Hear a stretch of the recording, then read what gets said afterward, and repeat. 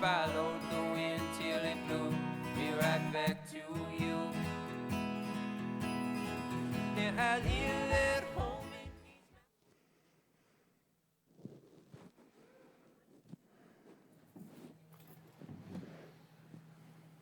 Good to go?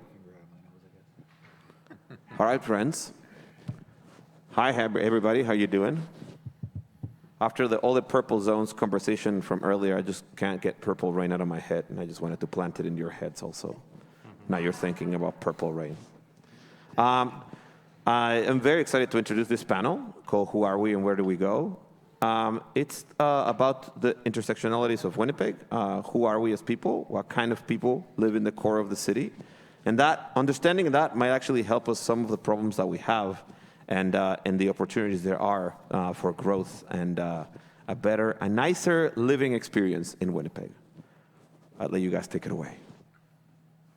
Check, check. Well, thanks very much to the West End Cultural Center for putting this on. This is fabulous. This panel is asking a question of who we are, and we had a pretty great discussion already in preparation for this. I must admit I didn't know what this was going to be about, but I was confronted with it today, mostly because I put on a dress shirt for the first time in what feels like 3 years. So I'm wondering who I am. So I managed half of it. The other half is the same jeans I was using for a snowmobile demo yesterday. Anyway, so I'm the moderator, and I've been asked to sort of moderate and say a few things, as a good moderator should. I'm mostly interested to hear from our panelists, though, today, so you won't be hearing much from me. My name is Swanson. I'm the Executive Director of Winnipeg Trails Association, among a few other things. Thank you. You may have come skied with us this winter. You may have sat on some of the benches we made, or you may have heard me give the mayor shit repeatedly at council. It depends how you come to Winnipeg Trails, but I have the pleasure of working with a team of people to try and make our city better. And for us, it often starts with the question of who we are, especially for the last 4 or 5 years when we've been doing work on seeing more Indigenous languages embedded in the landscape, seeing our work as an opportunity to do that. But anyway, we do a lot of different projects. You can learn about us if you like online. The next thing that we have going is tomorrow we're doing a bike ride where we're going to be looking at a new app we're putting together for learning Indigenous languages while you're biking or skiing or skateboarding or walking. It's pretty cool. And working with Urban Shaman to look at some artwork that's out on the landscape, and an organization called Mementa, and my friend Adrian Alfonso, who will be leading us on a tour. So if you want to join us for that, that's my shameless plug, and that's my way of explaining what we do. Who I am as a person, I'm a multimedia artist at heart. I'm mostly involved in everything because I'm the one who is willing to make the logo and the website.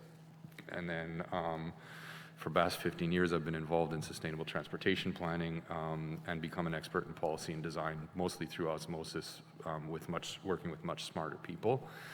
But one thing you may not know about me is that I went to school for philosophy, which not only makes me super fun at parties, but means that I have a little bit of an eye on some of the conceptual breakdowns of things when I'm listening to problems from a very, very sort of etymological or the meaning of words or the meaning of life type standpoint. And so when we talked about this idea of who we are, I brought a few things to the table, and I'd like to encourage the audience to start thinking about who we are in terms of not just demographics, but also in terms of ethics, in terms of the dirty, messy, fun, sexy, weird parts of what makes a culture. And feel free to be prepared to ask some questions. But we're just going to go through everybody. Everybody's basically come here with the ability to say whatever they feel like. And then we're going to facilitate a conversation from there. We didn't talk about speaking order, so I'm randomly going to choose the person from who's came here from the farthest possible one, and our sort of special guest for the entire event, and pick on Ivan de Lanza, please. Oh, thank you. I have been here for the last 2 weeks and in this event for the last 3 days. My name is Ivan de la Lanza. I'm an urban mobility specialist. I'm based in Mexico City. And yeah, thank you very much for having me. No, wait. So Ivan, Oh. you have the floor. Anything you want to say? Okay, I have yeah. a prompt for you. Yeah. What have you noticed so far? I just, after the catharsis of the last 2 days, this has been a very interesting process, like a very similar to psychoanalysis process. I don't know who from this audience do psychoanalysis. I have been doing the whole life. But I want to congratulate the audience and the people who has been joining, because having the courage to talk about these things, these are sensible things in every society, unequal things, unequal access. These are not easy things to talk, but having the courage to talk about this it's super important, and eventually it gets the common solution for that. So I wanted to address that in order to answer the question who we are, and secondly, also who lives in the core, which is very different, but just analyzing the data of different cities. I was talking yesterday about who lives in the core in Mexico City. In the case of Mexico City, the people who lives in the core, it's actually the wealthiest people in the city, that they have the most privileged access to the opportunities and services. For example, it has around 30 times more access to jobs in public transit or by walking trips than the people who lives in the outside of the city. And this is something that happens in every city, actually. Also has 120 times more better access to public health services than the people who lives in the suburban areas. So this is some kind of things that we need to address around, that we have been addressing in these days, around who accesses the city and what kind of status or privilege does it has, and how we can address this and find solutions to find better access for all, not only for some people, right? Thanks, Ivan. Maybe now let's go to someone who's all over the place and whose name you've heard before, no doubt, and who we're lucky to have joining us on Zoom, just to alternate between the reality and alternate reality. Nigan, would you share some words and introduce who you are? So yes, bonjour ndidwe magraduk nigan webedum nadishnakas namago shindo dam nimin wendam omayayin. It's an honor to be here virtually, and I apologize to everybody that I can't be there in person, but due to COVID, all the dates of travel and things got messed up. But I'm happy to be here at the Urban Summit and to participate the best I can from this faraway distance. I'm visiting family in California, so I'm way down here, and I understand it was snowing this morning, so I won't taunt you all with the imaginations that I'm near a beach at the moment. So anyways, it's nice to be here. It's nice to talk a little bit about who we are in terms of Winnipeg. 20% of Manitoba is Indigenous. Around in the southern section of the province, that can be as low as 10 to 15%. But if you go into the core of Winnipeg, we're looking at around 30% of the area is Indigenous. In the homeless population, meaning people who are compromised without a permanent place in which a permanent address, we're looking at about 80%, although statistics are kind of vary and they're debatable, but 80% of our relatives who live outside, they are Indigenous. And so if you can just imagine the disproportionate amount of issues of poverty that go within our downtown core, they're impacting Indigenous peoples disproportionately. Anyone who lives in Winnipeg can tell you that, but I can tell you that the other stories that you perhaps don't know too much about is that about a third of those who are sleeping outside are either residential school survivors or those who have been first generation from residential schools. So those numbers are decreasing as we go, mostly because people are getting older and passing away. But the remarkable amount of elders that live outside is something that's cannot be denied and is constantly reminded to us as we walk with the Mama Bear Clan. I'm one of the captains with the Mama Bear Clan, which is a grandmother-run organization through the North Point Douglas Women's Center. And we patrol and take care of our relatives, show them the one thing that they have been denied by institutions and, frankly, many nonprofits as well in this city, which is love. And I'm talking about non-judgmental love, the kind of traditional Indigenous senses of kinship and family that we bring to people alongside many other organizations, the Bear Clan, Initiative Native, and OPK, and all these other organizations that are just wonderful and do some important work. And so the bottom line of it is that through those interactions, what we're seeing is an exponential increase of those who are living in compromised housing in the downtown core, mostly exclusively Indigenous, and they've faced tremendous obstacles. And one of them, of course, is the COVID-19 pandemic. But it's a no-brainer when you hammer people into poverty the way Canada has done for 150 years, that you see an exponential increase of Indigenous peoples in compromised situations in the downtown core, which then results in gangs, over-incarceration, murder missing Indigenous women and girls, murdered missing Indigenous boys as well, and men. And that's just a few different things that involve with the downtown core of the work that I do. I'm a columnist with the Winnipeg Free Press, and I work at the University of Manitoba as a professor and a researcher. But most importantly is I'm a relative to those who live downtown. Many of them are from my community of Peguis First Nation. Many of them are from my other community of Norway House, Cree Nation. And so we have different ways in which I have different interconnections and intersections with the downtown core, but most importantly, familial connections. And I've been working down there for over 30 years as a person who originally worked with those nonprofits I mentioned before, some of them mission organizations, as I worked on street outreach and worked with the mental health units, non-denominational, but health units in the downtown core. And since that time, over the 30 years that I've been working in the downtown core, I've seen the exponential increase of tent cities. I've seen the exponential increase in addictions, the exponential increase in poverty. The situation has gone up more and more and more, and civic governments, particularly here in Winnipeg, just don't want to deal with it and don't want to deal with it. Their answer is to close bus shelters, close bathrooms, close access points for peoples who are suffering in the downtown core to basic services. Like basic services we would never cut off to anyone who's privileged, and frankly in the outer core who are mostly very well off, upper middle class, and of particular racial and sexual groups. And so that's just a few different conversations about me, of what I come from and what I see. And so I'll stay as long as I can.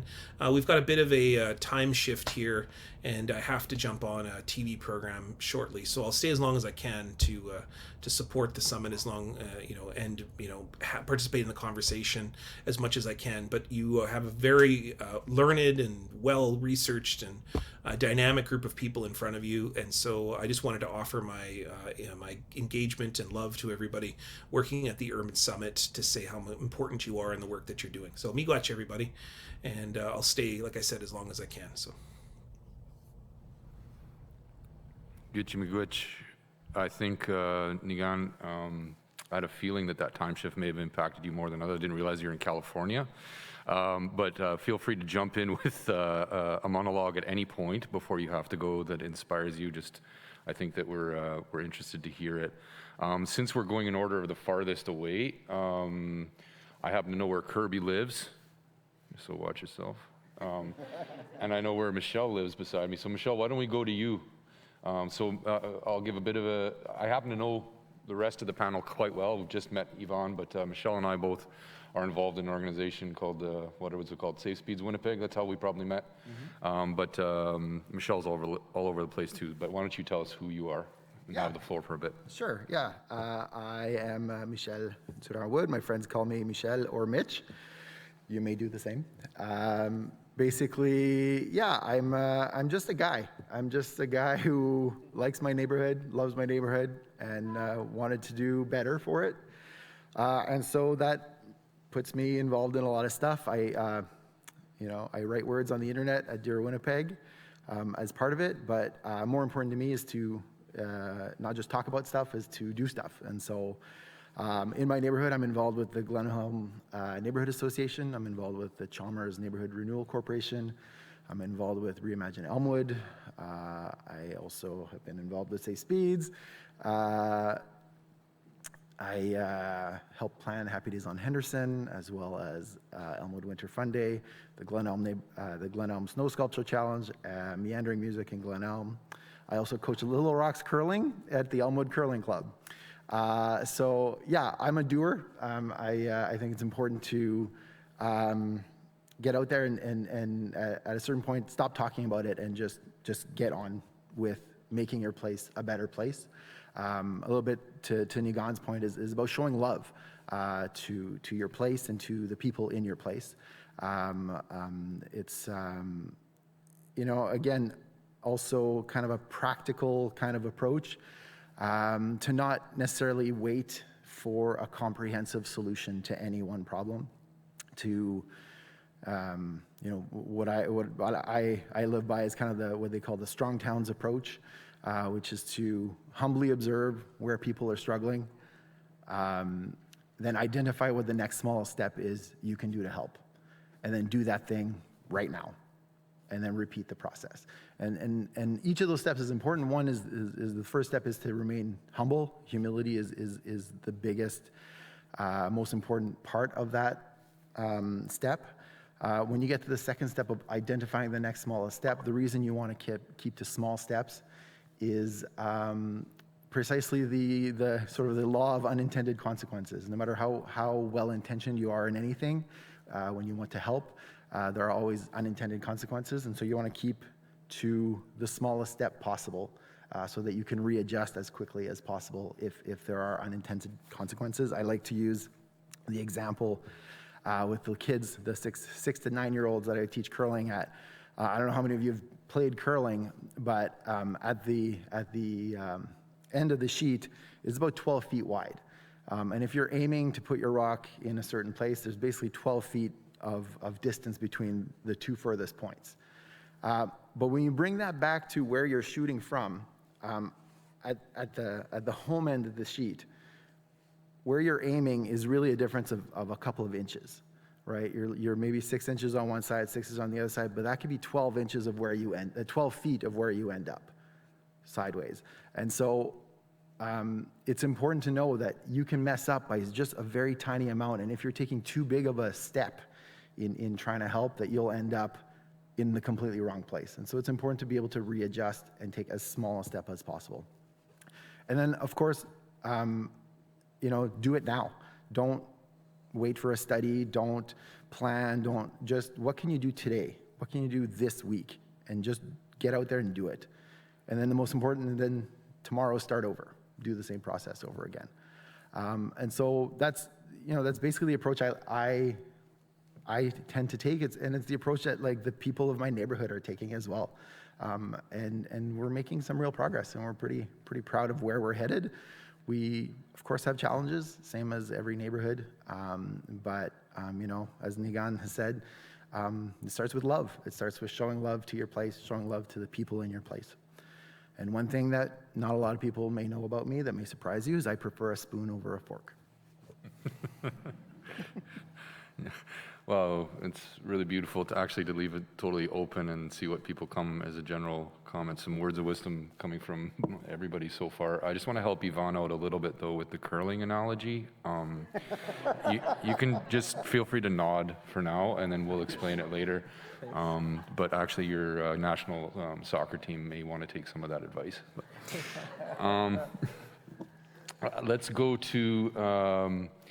well, actually, know where both you live, but since Mark was just stocking the beer in the back, I know that he's really, really from here. Let's go to Kirby first. Hello everyone. All right, so who am I is a very big question. I'm a very multifaceted human, and also if you had told me 2 or 3 years ago that this is where I'd be sitting and what I'd be doing and what I'd be talking about today, I probably would have been very surprised. I think I am ultimately a human who just tries to be as good for as far as they can reach. And I am probably way too passionate about my community and in general, just Winnipeg and Winnipeg itself, but really passionate about accessible sport and recreation for persons with a disability. And fortunately, disability, as was mentioned in previous panels, affects 1 in 4 Manitobans, and it doesn't discriminate necessarily. So as somebody who is a disability advocate, I have to do my best to be a good human in some of the most vulnerable communities, because those are the ones that are most underserved in sport and rec. So I am doing my best to be a good human for Indigenous athletes with a disability and BIPOC athletes with a disability, or trans athletes with a disability, you know, just some of our most vulnerable communities. And I think it really just fits into the sociological conversation about disability and how we can create community and spaces and friendships and relationships that serve everyone. There is so much space for that, and I really appreciate this panel and having these conversations, because even though it's maybe not the largest group of individuals, but we can all kind of spread out after this and just share everything that we learned. Yeah. I guess that leaves me. So my name is Mark Cohoe. I'm executive director with Winnipeg, which is, I think, partly what brings me here. But in a secondary role, I'm also one of the host managers here at the West End Cultural Center.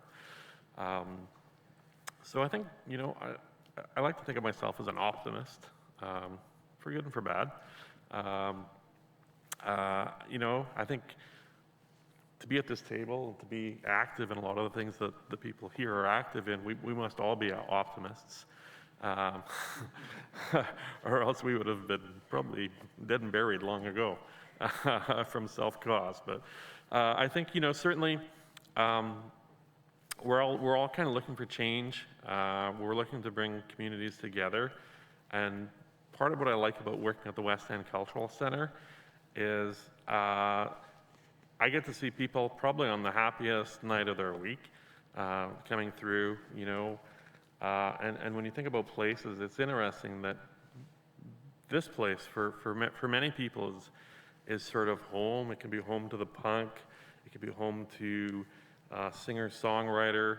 It can be home to lots of different acts, and it can kind of invest that. But you know, in Winnipeg, I think if you like music and you're involved in the arts, because we're that smaller city, you can't really be too stuck on one classification. So I think, you know, it means that you're mixing and you're sort of shaking things up a little. So I think that's kind of a little bit about, you know, who we are in this city, is that we are sort of, you can't really be too on your own in this city. You have to kind of work with other people, be engaged with others.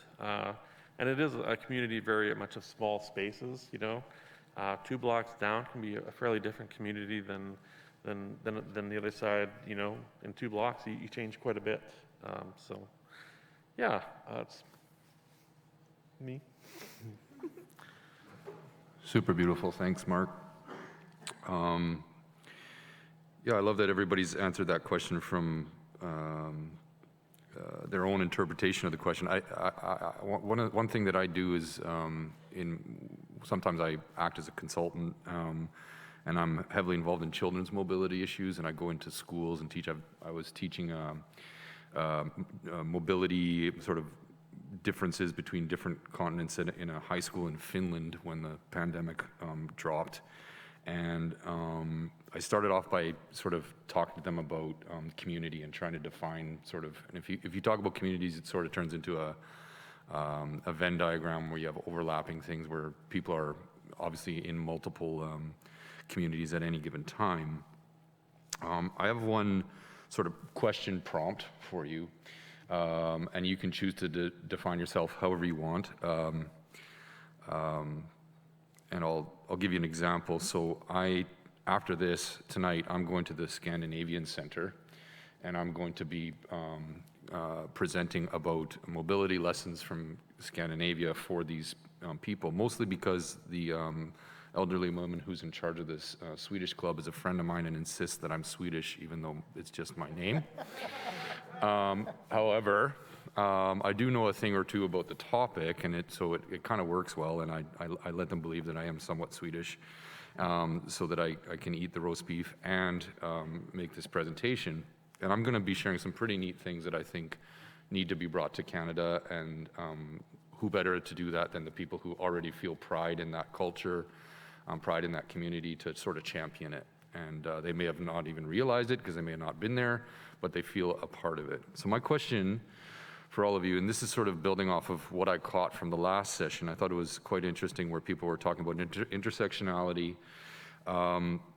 However you choose to define your community culture, I don't know if you're, maybe you're a bubblegum blowing champion or whatever, what does the bubblegum blowing champion club have to share with the rest of us that we may not know about? Mark, you can choose, for example, do it from Bike Winnipeg's perspective. Maybe it's the West End Cultural Center. Maybe it's just you, Mark, and your friends and family, and that you think everybody would actually benefit from in this conversation about changing the city that we may not know about. So maybe starting with you, Mark, and then we'll go back to you, Nigan, just to prep you in case you have to go film that episode of Dancing with the Stars. Mark, you're up. Yeah.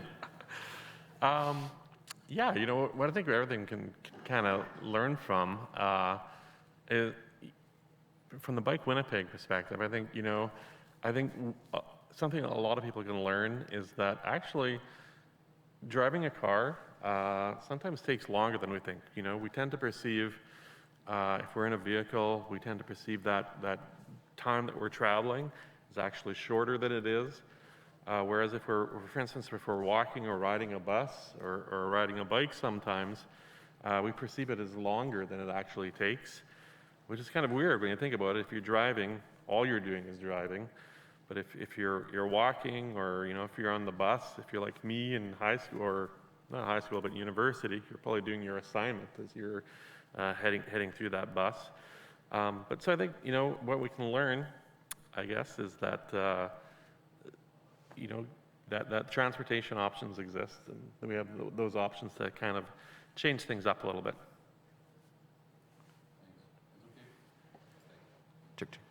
Thanks. And if it's okay to put you on the spot, Nigan, everybody else, why don't we just let you go when you're ready?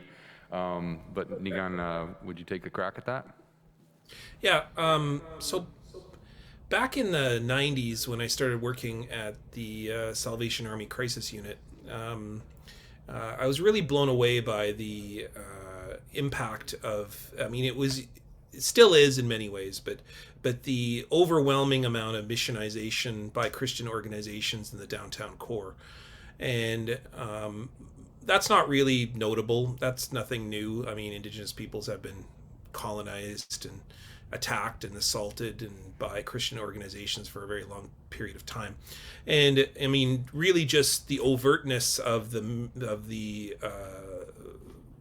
terrible treatment of our relatives on the streets went down to the basic principle that you had to listen to a 45-minute prayer and sit through the entire thing and endure it in order to get a meal. And just the flagrant cultural colonization that it's right up there with residential schools, and I remember witnessing it as a regular occurrence. And that's still going on. We still have city governments that prop up Christian philanthropic organizations in the city and give them massive tax exemptions in order to spread their mission projects in downtown. And that happens still every day in the downtown core.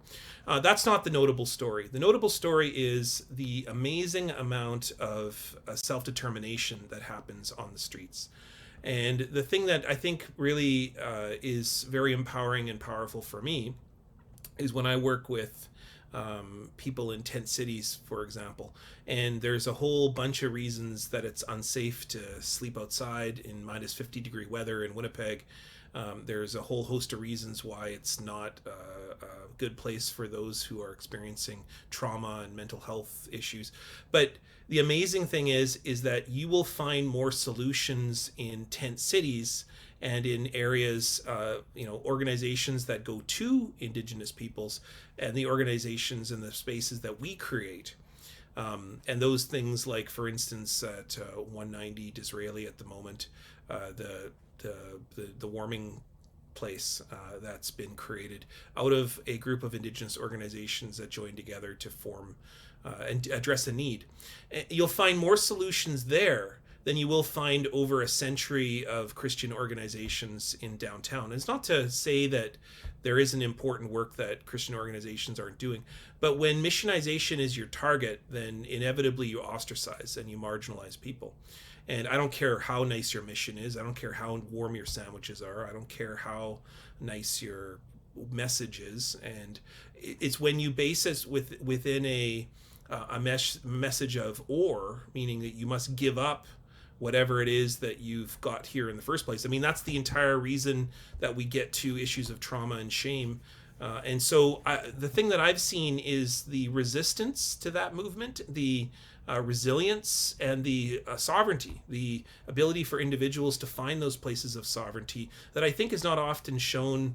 It's often painted as, oh, look at those poor people in tents, suffering over there. And it's not to in any ways take away from the fact that it's not easy to live in that way. But in those spaces, I see more caring, more kindness, more sharing, more treaty values than I often see in those nonprofit organizations that accept $1 million donations in the downtown core from areas like throughout the city and governments and so on. And so this is the exact reason why you see the emergence of organizations like Mama Bear Clan and Bear Clan, Initiative. And of course, it's a community-led project, one of the most innovative and important throughout the entire country, a model in many ways that picked up on some of the original Bear Clan's work back in the 80s and 90s, and then really carried that spirit, which was the Meet Me at the Bell Tower movement, led by Michael Champagne and others, and AO, the Aboriginal Youth Opportunities Organization. I mean, groundbreaking, brilliant, and community-led initiative that is indicative of Indigenous sovereignty in the ways in which Indigenous peoples come together to create community without tax dollars, without any institutional support, without any need other than you have your feet, you have your boots, and you got love, you got commitment, you got language, you got the clan system, you've got the principles that have always led us to living in this place for tens of thousands of years, and that's what is Winnipeg's all about. Like, if you want to know the spirit of Winnipeg, the spirit of Winnipeg is in those organizations that don't require all of this institutional, heavy, paperwork-laden bureaucracies that are full of pushing messages onto people. I mean, those are often very colonizing ideas. Instead, what you see people taking control of their own neighborhoods and their own lives. And I think over the past 15 years or so, 20 years, 2 decades or so, certainly since I departed in 2004 and came back 10 years later, I was blown away by the amount of organizations that had emerged, informal, basic, Indigenous-led organizations which took control of their neighborhoods and expressed that sovereignty. And it's inherently resistance, but it's really resilience. It's really about proactivity. And so I think we can give that message to other Winnipeggers to say that you don't need government to tell you what to do. You don't need churches and other institutions. And again, I maybe perhaps come a bit harsh, because we have to remember that there's really remarkable, amazing Christian philanthropic organizations that are doing some important work as well, and not to demean that in any way, because they are doing important work and we need them. One of the most important organizations that I've worked with is Rossbrook House, and I've been very impressed with some of the stuff they've been doing. I've worked with them for a number of years. I can remember when they used to run sport programs that I participated in. That was in many ways the forerunner for WASAC, the Winnipeg Aboriginal Sport Achievement Center. So, I mean, there's lots of different things that we all do in different ways and work with, but it is those organizations which are listen to the community or go to the community, work from community, not bring a message that's external and a message of you must believe this or act this way, or that's that old civilization message that we know very well as Indigenous peoples, which never works and only results in violence. And so it is those, when we work together as treaty people, that we find those messages. And the amazing thing is that Winnipeg has no shortage of those examples. Like, if you go to other cities across the country, like Vancouver needs more of those ideas, Toronto needs more of those ideas, but Winnipeg has them coming up almost every week. Like, different organizations emerging all the time. Like, there's a need, a warming need down at the Thunderbird House, and boom, we got people from Saging, amic.ca setting up a warming center alongside Initiative Native, and it almost happens overnight in Winnipeg these days. And so some remarkable stuff that's being community led, I think, is the message that we can give to other Winnipeggers. So Awesome. Kirby, you look like you're bouncing in your seat. In short, the revolution will not be funded. Is that what's happening? Yeah, I mean, I feel that. I feel a lot of what Negan just said.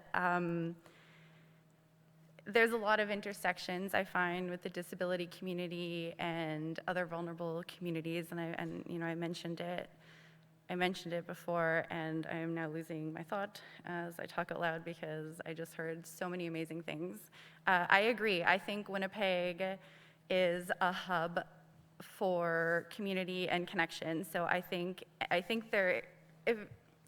as I organize events for sport, again, sport and recreation is my intersection.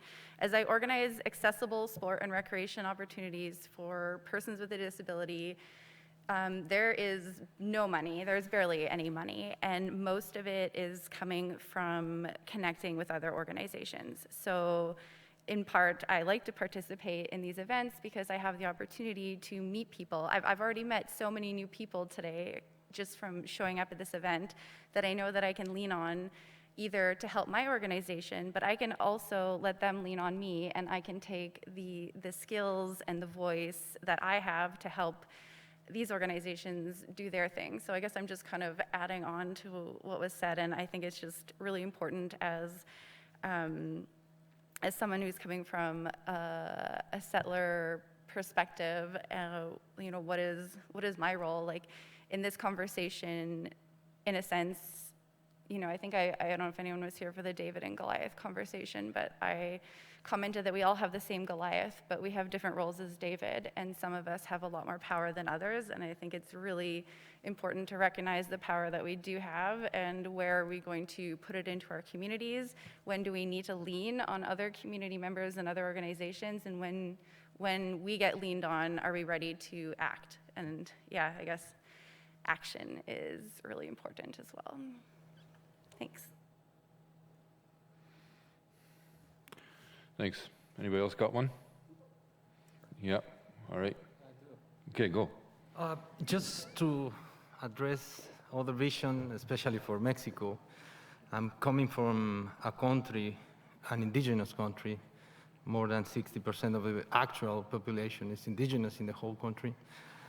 But to address that, the Mexico City context with 23 million of inhabitants, it's very difficult to organize and to recognize the challenges that we have because we are too many people living in the same place. So that's why I think that these kind of cities, the cities that are not too big, has a lot of opportunities organize better and to try to go into the same direction. Also, trying to go into the same direction and trying to having the same vision implicates to recognize the different access that we have to the opportunities. In otherwise, we will not be able to have the same vision if I got water and you don't in your house, or if you don't have a house and I do. So these kind of things and process are very difficult in a city like my city. Actually, I honestly believe that for a 23 million city, it's almost impossible. So you have a great chance. I think you have a great chance. You are already working on this, and you have a lot of organizations. But the responsibility is not only on the civil society, it's also in authorities. I do have the same vision of Nigan, that in the case of Mexico, there are a lot of indigenous autonomous organizations. The biggest one is the Ejército Zapatista de Liberación Nacional, the Zapatist Army of National Liberation since the 19th, that actually gets autonomous because the government not only didn't recognize their culture, but they were trying to kill them. So those movements are reflex of how unequal the country is, how unequal the opportunities are for everyone. And we need to get some way to recognize and creating visions in cities, specifically in cities. I guess the key is to have these visions and the whole process. Right on, Michel. I just really connected with what Nigan was saying. I feel that that's exactly in line with, again, start from the bottom up and meet people where they're at and do the next thing you can do. It's a process that, like he described, as resilient. It's something that is going to give you results that can resist shock. But I would go even further to bring back anti-fragility. I would say that not only is it resilient, it is anti-fragile in the sense that it can withstand shock, but also gain strength from that shock. It's an approach that obviously the opposite is fragility, which a lot of top-down approaches tend to be. They'll be nice and efficient, and they'll work perfectly until they run into shock, and then the wheels fall off.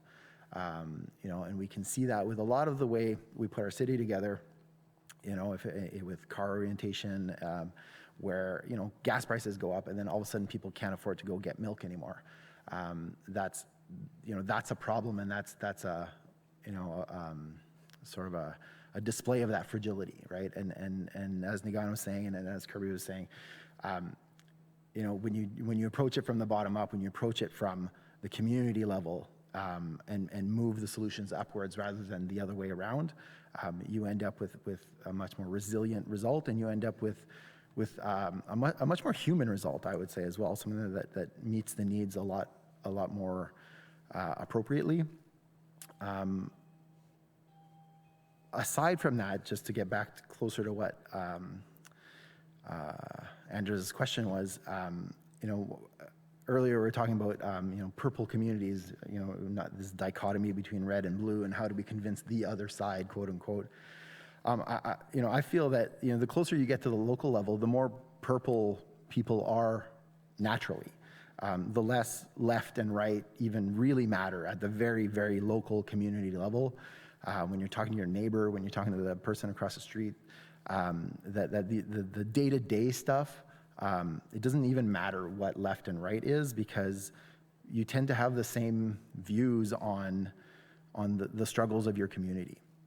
And so, as humans, it's natural to want to categorize things and be like, okay, this is a leftist argument and this is a rightist argument, and how do I convince the other side? I think it's more important to just approach it from a human perspective. My neighbor is my neighbor. If they need a shovel or a cup of sugar, that's fine, and we can just talk as humans, and try to understand each other, where each other's coming from. One of the things in my family that we do, both my brothers live in the same neighborhood as I do, and so do my parents, and so every Sunday we go over and have lunch and discuss and chat about all kinds of world issues and community issues. And one of the things that my brothers and I do that drives our wives completely bonkers is that on any given topic, whenever we feel like it, one of us will just pick the opposite side of the issue for fun. whether we agree with that position or not, we'll actually have an entire discussion with one or two of the people taking the opposite side just to see where the conversation goes. And that sort of does two things. One is for the position that we already hold, it helps us to nuance it. It helps us to see whether it's tenable, if that position is actually correct. What it does for the other person who's taking the position that they don't naturally agree with is it helps you sort of see things through other people's eyes. And if you are, if you do it in good faith, you try to really represent that side as you believe somebody might, you can gain insight just into how people might have that position. And it helps you have real conversations with people when you have those real conversations. So that's, yeah, again, I don't know where I was going with that, but that's that. That was actually the other idea I had for structuring the panel, was just to make everybody fight about a random issue. I'm kind of. We don't fight. Yeah. We don't fight. We're just having a discussion. But yeah, it drives our wives bonkers. So the organizers informed me that we're running woefully out of time, and have asked me to bring it to a wrap. I have a hell of a last question, so I'm gonna maybe leave that on the table, and for everybody here to think about. Maybe we can write that down and put it on a Post-it note. Is it this kind of conference or? Anyway, but I did want to leave, I wanted one chance to answer something because I think I have something interesting and dual. One is, so I mentioned how I'm going to the Scandinavian Pavilion, even though I don't deserve to, but I do know a lot about mobility and things that are done there. One lesson that most people don't know from Scandinavia that I want to share that is important to everyone here is that snow is actually less slippery than concrete if you treat it properly, and snow can be a building material. And we haven't learned that yet here, but the Scandinavian countries has, and it has a huge impact on mobility through the winter. We just don't know how to do it yet. And as a dual sort of lesson of the kind of cultures I come with, I'll share one thing from Winnipeg Trails itself, which is a very diverse group of people in the context of language translation that we've been doing. We had a lesson from Roger Roulette. He's a linguist, and he was doing it about, it was the Ojibwe lessons that he was doing, also known as Anishinaabe Mowin. And one of the things that got asked of him was to please translate the word protected bike lane, because we use that word a lot, and it's actually a new word in transportation planning, and like people don't know what the hell that means, even the ones who are supposedly trained in it, and definitely a lot of engineers clearly don't. Anyways, so we asked him to translate that, and like any language, like new modern terms are constantly being created and often have to be made up in order to make sense of it, unless it's completely borrowed. Like the word television, for example, is not Arabic, but television in Arabic is television. So the translation that he had, and he was working on the fly a little bit too, he might have had to look it up, but I thought it was very beautiful because he just kind of shook his head in disgust and was wincing a little bit, and he said, there's the word for that is a good road. And I thought,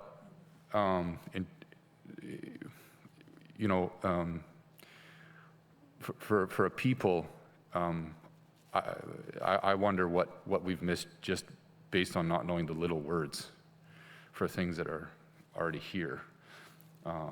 And keep in mind, Anishinaabe Mowin is not necessarily from here either. The people who spoke that language are somewhat new, 400, 300 years ago moved in.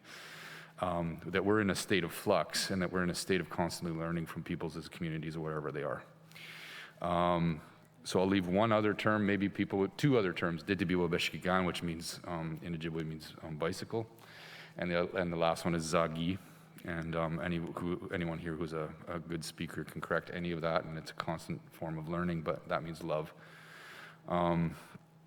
Perhaps we should start there. I thought it was a really beautiful panel. The last question I had, which we don't get to answer apparently, is to ask everybody, what do you think is the one change we should make It could be in the built environment or policy or tomorrow with your boots and love, as Nigan put it, that would make us as a city deserve to have a human rights museum. Just one thing. Anybody want one last thought? I don't care. They told me to yank you, but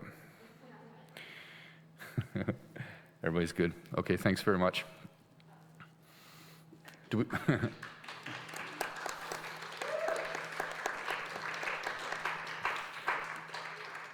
Joey, there's no time for questions, right?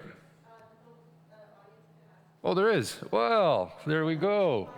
You can, okay, 5 minutes, great. So you have time to ask that question or to answer that last question yourself.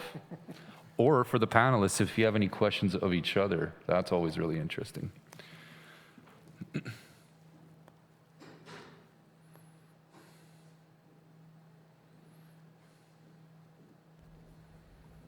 I'm just going to jump out here.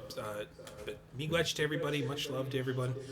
My ride is waiting, so I got to run. So, okay, miigwech everybody, much love. I'll see you all soon. By ride, he means surfboard, but. So my name is Carlos Sosa. I'm a support worker. So I support people with intellectual disabilities that live independently in the community.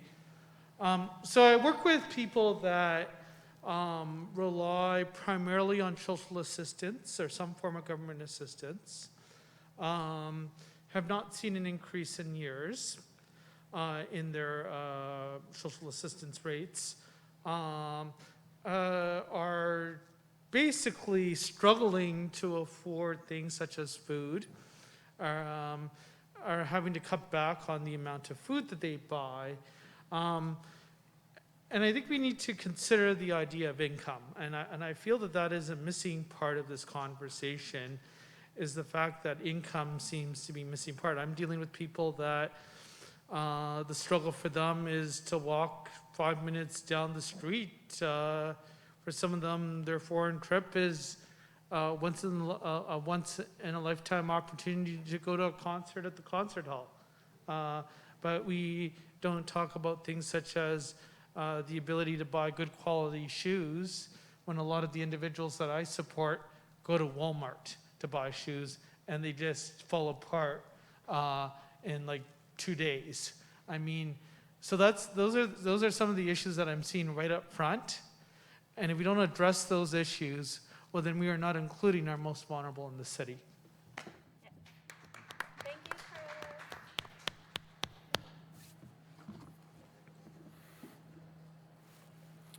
Carlos. I don't feel it's my role as a facilitator to say how awesome all of the comments are, but just so you know, I do think so. I'm curious, Carlos, and for anybody, just turning that into a question is, if there was one thing we could do to solve that, what could it be? Communist China solved that in an interesting way by having 4 things that everybody deserved to have or needed to have. One was a bicycle, one was a sewing machine, the other one was a watch, and I'm getting them wrong, but I think it's interesting to think about the basics that people need in order to participate in, like you're talking about shoes. It's very interesting. Anyone else? Yeah, thanks, Carlos, and good to see you again.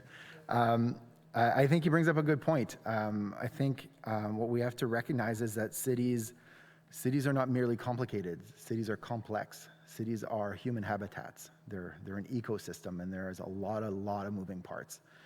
And no matter how well-meaning we are, no matter how we want to make things better, we have to recognize that it will be impossible to come up with a comprehensive solution at any given time, which is why it's important to address the struggles as you see them.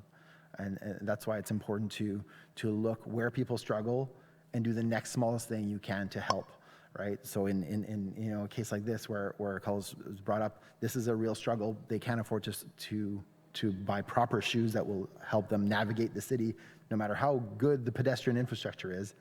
The first instinct we have is like, okay, well, what kind of income support programs can we do? What are the big picture, like, and yes, it's important to have those conversations, but, you know, I think first and foremost, what can we do today to help that problem? What can we do this week? What can we, and then, you know, tomorrow start again and incrementally get to a place that we can eventually solve all the problems, but the thing is they keep popping up, they're whack-a-mole, right? So, but yeah, I think the key is to take that incremental next smallest step for everything that comes up. Yes, you may, and then we have another brave soul. I'll be quick about it. I think it's just really important to bring your whole self into these conversations, like your whole person, your humanity. You know, we can't turn it off when we're participating in our communities. And this is a great, you know, we're listening, we're learning, we're done as soon as that sentence, listening and learning, is over. And like was just mentioned, like what is your personal actionable item, and have you brought your humanity and your full person to that action? Thanks, Kirby. I hope you brought your humanity up to the mic. Yes, I did. Great, I tried, yeah. great. So, and actually, I was going to kind of reframe a comment you made about a human rights museum.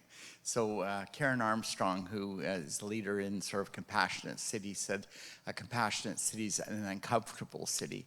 And what that means is you have to work on things, right? So, nothing's perfect, right? So, what makes you feel the most uncomfortable, just so we know what we should be working on?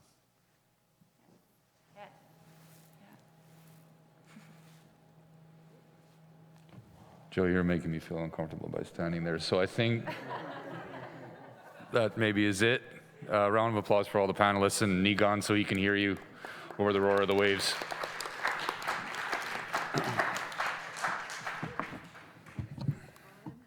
Is this on? I just want to thank everybody for coming to the panels today, and all of the speakers were great today.